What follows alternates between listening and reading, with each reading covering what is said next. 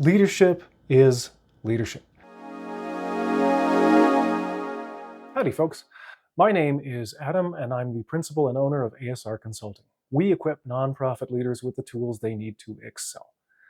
You can check us out online at asrconsulting.co. I'll put a link in the description for you if you're too lazy to type it in. So for our very first video, I wanted to touch on a very basic topic. What is leadership? It's a great question. Well, at least I think it's a great question. That's why I'm making a video about it.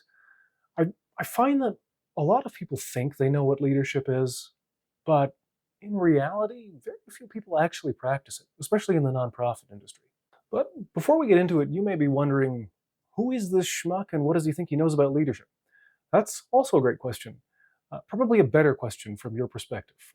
So to answer your theoretical question that I'm pretending you're asking me, I have been a not-for-profit executive for the better part of 20 years now. And to be honest, I've seen a glaring problem with the industry. It's probably also a problem with the for-profit sector, but like I said, my experience is nonprofit. There's a severe shortage of real leadership in the nonprofit sector, from boards and executive directors and upper management, all the way down to frontline workers. I've spoken with enough of my colleagues in the industry to know that most of them can sense there's a problem, but not very many of them can put their finger on what it actually is. I started ASR Consulting to fix that. I care about the nonprofit sector. I mean, you'd hope so, given that I've been toiling in it for almost 20 years now.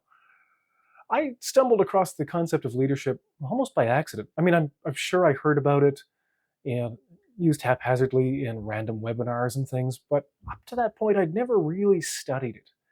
And let me tell you, it's a thing, and we desperately need more of it in the nonprofit sector. The good news is, everything I've learned about leadership so far tells me that leadership is a learnable skill. Sure, there are some people who are naturally better at it. I mean, the same goes for everything. I'm obviously not naturally better at making YouTube videos, but if a guy like me can learn enough about leadership to teach it to others, I'm confident that you can learn leadership too.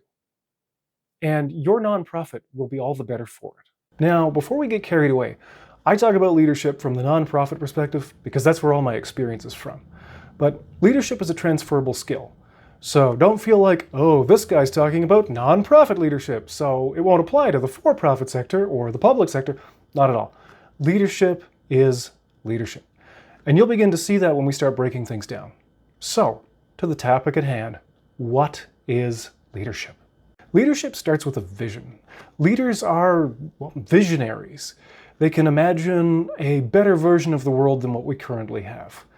It starts with identifying a problem, for example, homelessness, and then envisioning a world where that problem has been conquered, where no one is homeless. It's really as simple as that.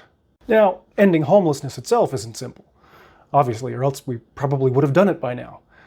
But having the ending of homelessness being a vision is simple. In fact, it's a vision that many nonprofits would have as their guiding vision or their vision statement. But you can have much lower level visions as well. Keeping with the example, imagine again our large-scale organization working to end homelessness. It might run a soup kitchen, and you might be the leader of that soup kitchen. Your organization will have the lofty goal of ending homelessness, but for your team in the kitchen, it may be as simple as providing more meals this month than you did the previous month. Now, by calling it a lower level vision, I'm in no way trying to demean it. What I'm really trying to say is that it's more focused and straightforward, but it still feeds, see what I did there, into the larger mission and vision of the organization itself. So leaders are people who can see a better version of the future in their minds. But having it stuck in your mind doesn't do a whole lot of good to anybody. So hopefully you can imagine what comes next, and that is leaders are good communicators. Now, chances are, if you're interested in leadership, you're not working in an organization of one. There are very few people who need to lead themselves. So as a leader, you need to find an effective way to get your vision, your brain dream, out of your head and into the heads of the people who are going to help you execute your vision. And so leaders have to be good at communicating. And communication isn't just about expressing ideas, but it's also monitoring how those ideas are landing with your people. And so being an effective leader also means being an effective listener. By the way, if you feel like we're just skimming this stuff, that's because we are. I plan to go into everything in more detail in future videos. So I guess like and subscribe for those future videos. That's what YouTubers say, right? Oh God, does that mean I'm a YouTuber now? Ugh. Anyway, once you've communicated your vision, you're inevitably going to have to make decisions about how it's being executed, which is why leaders need to be good at making decisions. And by that I mean leaders need to make well-informed decisions, and they need to make them quickly. And if that sounds like I'm asking you to do two opposing things, that's because I kind of am. Welcome to leadership. As confusing as it sounds, it's about being as informed as possible without getting trapped in analysis paralysis. I imagine you've heard the expression, "Don't let the perfect be the enemy of the good." As a leader, that should be your decision-making philosophy. It's a bit of a tightrope walk, I'll admit, but the best leaders learn how to walk it. And the more you do it, the better you'll get at it. Remember how hard it was when you first started learning how to drive? It got easier, right? The more you did it, the easier it got. Well, the same thing goes for making tough decisions. The more reps you put in, the easier it becomes. Of course, once you've made a decision, you need to get other people to execute on that decision, which is why leaders are good delegators. As a leader, it's your purpose to create a vision and inspire others to pursue it. And let's be honest, you cannot do that while you're drafting a donor thank you letter or updating your organization's accounting software. And yet, many leaders in our industry get bogged down in the mundane because it's comfortable. It feels really good to check a bunch of things off our to-do lists. But if the things you're checking off aren't moving the needle towards accomplishing your vision, they're just distractions. As a leader, you need to have the humility to let go of the comfortable and leave the comfortable to your team so that you can pursue the uncomfortable. Now, I need to make a shout out to all of my friends in small shop nonprofits. I know that delegating is a lot harder for you guys and that you're wearing a whole bunch of hats. I've been there and it's a challenge, but I can assure you the more uncomfortable stuff you're able to pursue, the sooner you will see the light at the end of that dark tunnel. Now, speaking of uncomfortable stuff, our next stop on the leadership journey is a tough one. Leaders need to be good at resolving conflict. Your team is made up of people, and people have conflict. That's kind of just the way it goes. But as a leader, you need to resolve that conflict without having one side feeling shafted. Leaders need to work to find win-win solutions wherever possible. And sometimes that takes a lot of ingenuity and creativity. Now, obviously I'm not talking so much about the stuff where, say, criminal intent is involved. That's a bit of a different story, although as a leader you need to be prepared for that too, which is what brings us to our next topic. Leaders need to be constantly learning. Leaders should always be trying to improve themselves personally and professionally, 1% every day.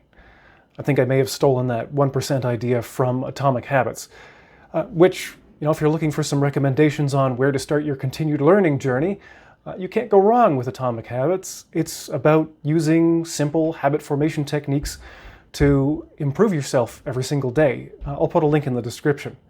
Either way, leaders need to make learning new things a priority. And you got to be open-minded. Be prepared to learn from all kinds of sources. Yes, sure, definitely mentors, podcasts, books, that kind of stuff, but also from your team members and even a guy on YouTube who's trying to start a channel about nonprofit leadership. See, learning is like a superpower. Every time you learn something new, you add that power to what you already have. It's kind of like Highlander, but for learning. And I wonder if I just dated myself. If there's a bunch of you out there who are now wondering, oh man, what's Highlander? Don't worry, I think they're remaking it, so in a couple of years you'll probably know what I'm talking about. So far we've talked about what a leader needs to do, but we also need to discuss how a leader should act. Great leaders are empathetic, adaptable, inspirational, and they act with integrity. But what does that mean? Well, let's start with empathy. Leaders are empathetic. Now, some of you might be thinking, hey bruh, the root word of empathetic is pathetic. Haha, I get it.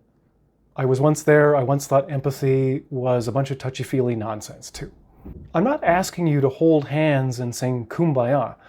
I'm just asking you to take an active interest in the lives of your team members, to begin to understand their wants and needs and desires, and, well, frankly, to, pardon my French, give a shit about them.